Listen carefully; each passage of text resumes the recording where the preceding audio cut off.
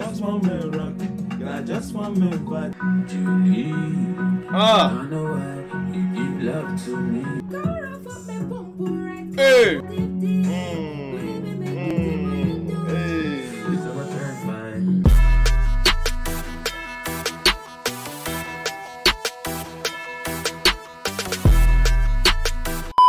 Yo, what's good, beautiful people?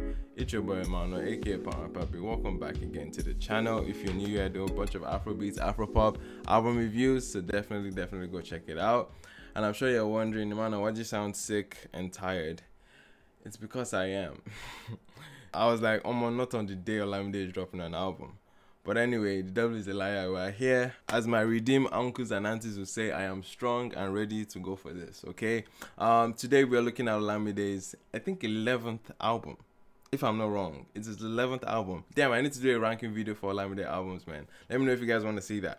But nonetheless, SCUTI, Olamide's new album, following off of Carpe Diem, which, if you haven't seen my review for that one, out of the top tier artists that dropped albums last year, this was my highest rated album. Carpe Diem definitely spoke a lot to Olamide's growth and evolution, because this was post the YBNL getting a staple as a label, as a very serious label, getting the joint venture with Empire, also housing one of the biggest, youngest, brightest superstars in the industry, Fireboy. Carpe Diem just embodied that kingship, standship, executive level that he has, and it was a very luxurious album. I look at that album and it was just like, it was just pure luxury on everything, on the videos, on the album art, the direction, everything just felt very, very poised, you know what I mean?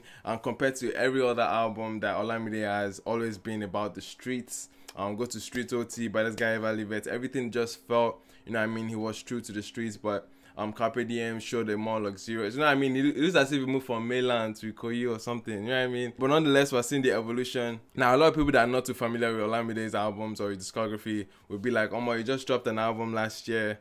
Even though never last year, it was a couple months. Let's give it a couple months. I don't think it's up to a year yet. Give it a couple months and he's already dropping another album.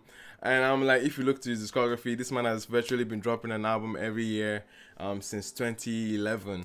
Okay, except 2018 and 2019 for his label causes, you know, and I think he's getting back on the horse ever since 999. So yes, we are here, SCUTI, 10-track album, again showing some form of evolution here. Most Olamide albums always giving you almost 21 tracks. I'm sure he's learning and understanding the music consumption now, and how our attention span is not all the way there as it used to be. Young artist here, man. He has JAYWILLZ, which I have never heard of, LAYYDOE, which I'm familiar of, and Fave I'm familiar of, and he also has Fino. He has 5 tracks with features here and 5 solo tracks. Rock obviously being the main single, only one single this time around for a 10-track album, which is decent, which is very, very decent. Rock being one of the biggest songs right now in the country and everywhere else. It's a very nice mid-tempo vibe that gives us a picture of what this album is going to sound like. It's very, very close and reminiscent of Carpe Diem in some extent. But nonetheless, that's enough background for now. Let's go right into the meat of this album. First track, Need for Speed. Let's go. People want shit, money, but we pray to God, no be so.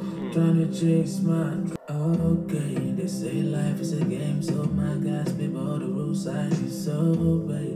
Best of this best splash, there's water for my face, and I make it to one day.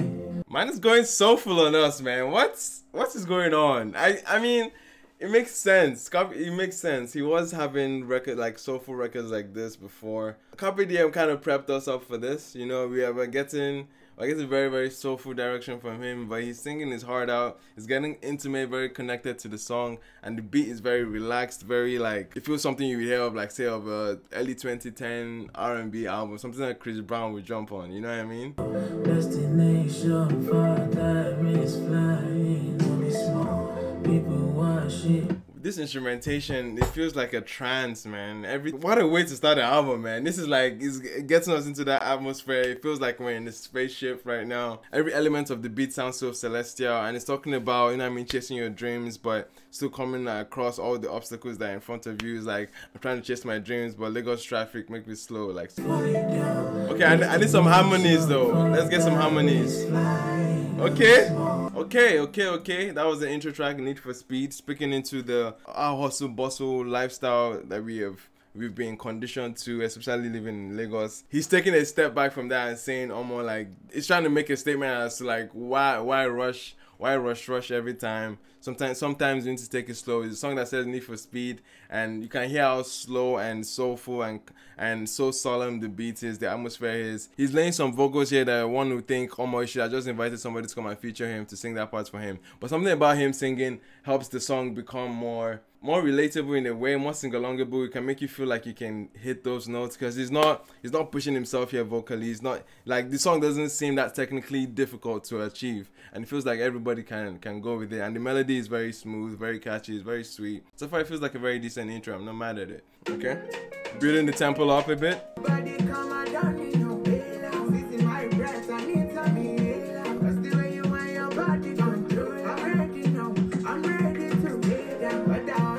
Who's this guy? Who be this, man? That was sweet, man. That hook was nice. That hook was nice, bro.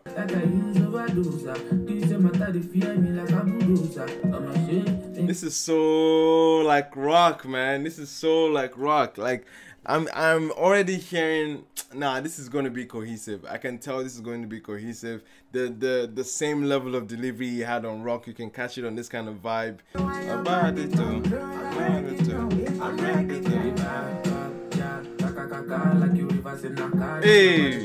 Hey, come on,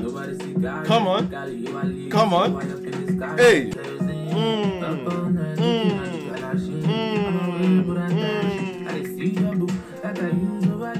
Yo, he's eating up this beat, bro.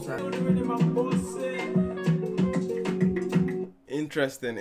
JAYLA featuring JAYWILLZ, fire track, fire hook, man, fire hook from JAYWILLZ. And definitely to check the guy out, man. Those flows, effortless. The rhyme scheme, of course, very creative. He's a poet, man, when it comes to these words. There was one provocative line. It says, "Make I put Chakabula come in your koza," and I'm like, damn, bro, you didn't have to go there. It's a very decent follow-up to the intro. It's obviously picking up the pace of the album. Again, the delivery on the verse is just the same and similar demeanor with his delivery on rock. Very cohesive so far. Next track is rock. We already know, proper jam, man. Can I just want me rock? Can I just want me vibe? Can I just want me get chill like ice water? Make a push a great body. Obviously, we know the song. We get the vibe. Let's move next track to Julie. Okay, let's go. Going dancehall on this.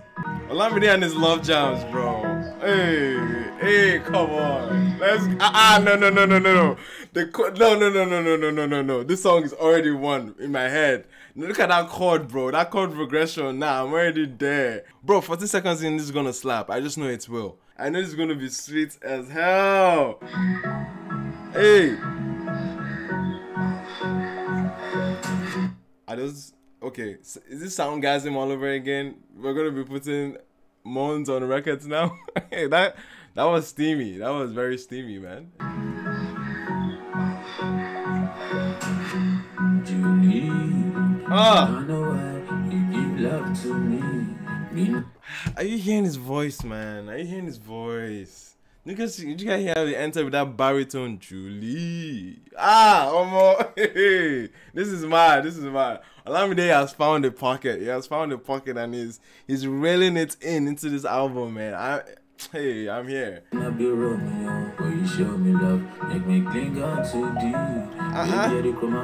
Get the texture of his voice, man. From January till December, maybe forever. I swear that I will not ever.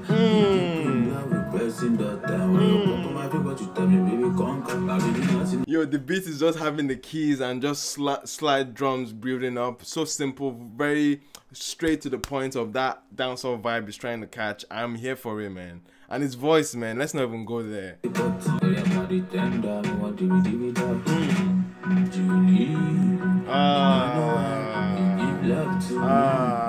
like a ladder. What you do with your back, baby, now could do that. Hey. Gandhi, stallion style. Hey. Don't make your back, don't you break your kneecap. This was the verse he put up a clip of on Instagram. I think it was yesterday or something, man.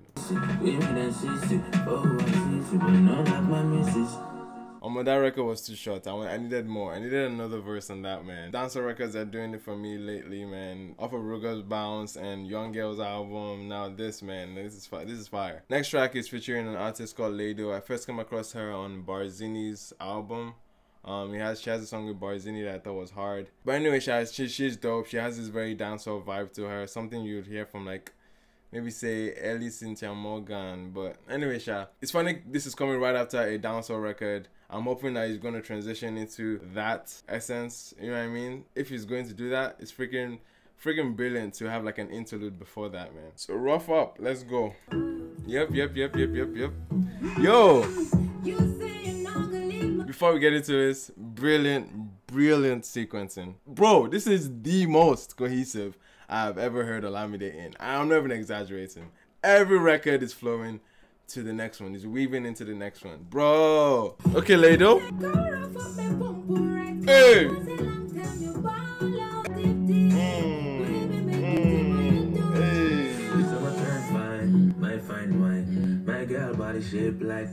I've never heard anyone say somebody's shaped like a $sign, but I get it though. I usually Coke bottle has retired now. It's probably $sign we should start using.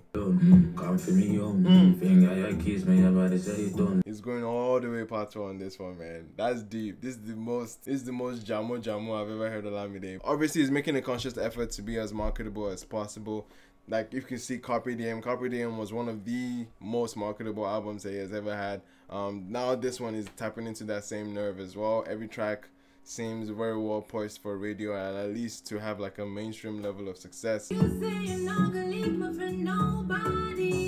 is so Vibes Cartel.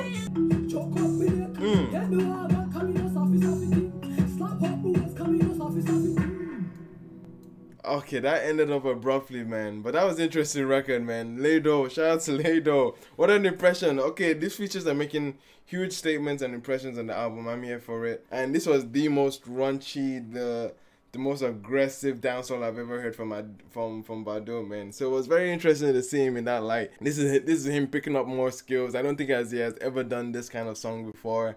Correct me if I'm wrong. He hasn't had a strong dancehall record like this. Nah, I don't think he has ever had one. Faith, okay? Finally, we get to Faith, which is on 2 records. She's on 1, she's on Pom Pom. And I'm like, this is interesting. She's on 2 records, man. But shout out to Faith. She's a very promising act that has been coming out in the recent times. She went viral multiple times. She has a beautiful voice as well. I'm looking forward to what he was able to make with her, man. Olamide and Faith, let's go. I want a little bit of your love, a little bit of your touch. Now you wanna be alone like I ain't with no chaser. Pencil and eraser, we used to be close. I won't lie, I would love the narrative to be a little more creative so far. It seems like we're getting the same statement. Like, I love Need for Speed, it definitely said something. But every other track has, I mean, they're giving the same sentiment, they're giving the same angle and direction that you hear on a pop album, which is obviously always about love. But I want to see different angles to it. You know, there's a lot more to be said. I want to see other angles and perspectives. So far, it's been similar for the most. That'll probably be my biggest setback so far on the album. But yeah, let's get to the next track, Pom Pom featuring Faith. This is so cohesive, very cohesive. Okay, so is it a stretch to say this might be Olamide's Made in Lagos? I don't know. I'm saying it in a way that this is his most cohesive album, which Made in Lagos was Wizkid's most cohesive album, without a doubt. And it's also very like, it's so like laid back and soulful, and kind of like there's some form of connection there. It's not as rowdy, or it's not as chaotic or aggressive as most Olamide projects that we've grown to love. You know what I mean? and like it's speaking to that. Do you know what I mean? It's definitely, it's saying something. This might be his Made in Lagos in that sense. That's the energy he's given me so far. And Fave might be the Thames of this album. You know what I mean? This might be her essence in some sense. I'm probably stretching by saying that, but I definitely feel this is a moment. This song right here is a moment. This is Fave catching one. Fave caught one with this, and I feel like this is very strong. Her confidence on this and the ease, the back and forth that she had with him. I want to see a video to this. I want to see the chemistry on this being like caught on screen. You know what I mean? I just love the vibe of the song, man. Strong. 3 minutes 34, like very strong. They took the hook together. They each add a verse. This was a very well thought out collaboration. Very intentional, man. And I'm here for it. Next track, Cup of Tea. Let's go. Nah, the beats here, man. Hey.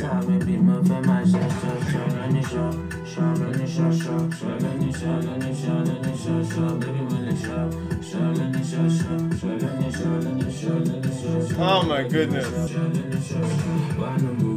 This is good. This is good. That's crazy, man. That's crazy. That was Cup of Tea. I definitely liked the hook of that one. Very concise record, straight to the point. Gave you like 2 verses and kept it pushing. But Cup of Tea was alright, man. I just want to get to the next track. Now, next track, somebody featuring Fino. Anytime Olamide and Fino get together, man, it's always a problem.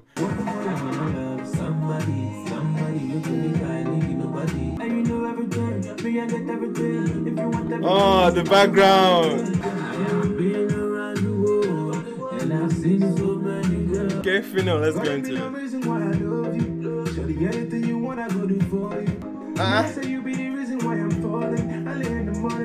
Fino is out here playing his heart out. Bro, what's going on? Probably the best singing I've ever heard from Olamide and Fino together. This is interesting. They've made some fair attempt at this particular song, and I think this is the pinnacle of that attempt. This is like the best form of it. This is the best form of them tapping into such a pop, English overall, okay, not an indigenous direction here, very English pop friendly. It feels like they're slow. It feels like the music is slowly, like, I won't say it's kind of feels like it's alienating the fan base, the grassroots fan base that they've grown already. In a way, it kind of feels like it's alienating them, but it's evolution at the end of the day. It's them, I guess, moving up to some certain class of their sonics, you know what I mean? You know what it just feels like? It feels like the moment when Drake caught one with I Got My Eyes on You. But anyway, 2 rappers that are coming here singing their heart out. I'm very curious what the Nigerian hip-hop purists would think about this song, man. I'm looking forward to the comments about this particular song. Last track, let's close it up. So Much More. Woman, woman, I don't care your mother. So as I was going on this album, I was feeling like, oh yeah, if there was an album or a moment that Olamide needed to cater or at least appeal to a female audience, and this is the album that is definitely doing that for him. Hey. You're asking for too much if you need someone to love. Yo, this is lit. Mama make me cry. Your tears keep breaking my heart.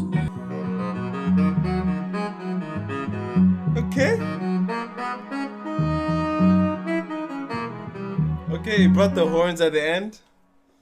Crazy. That's it. Interesting direction, man, he took here on this. Interesting, bro. This has to go down as his most cohesive album, regardless, bro. I don't think the palette was as wide. A lot of it stayed in the vein of Afro soul, if anything. You know what I mean? Very solemn Afro pop records. And you can obviously hear the very strong Caribbean influence throughout the album as well. A lot of great performances from the acts that showed up here. JAYWILLZ with a very strong, powerful hook on Jayla.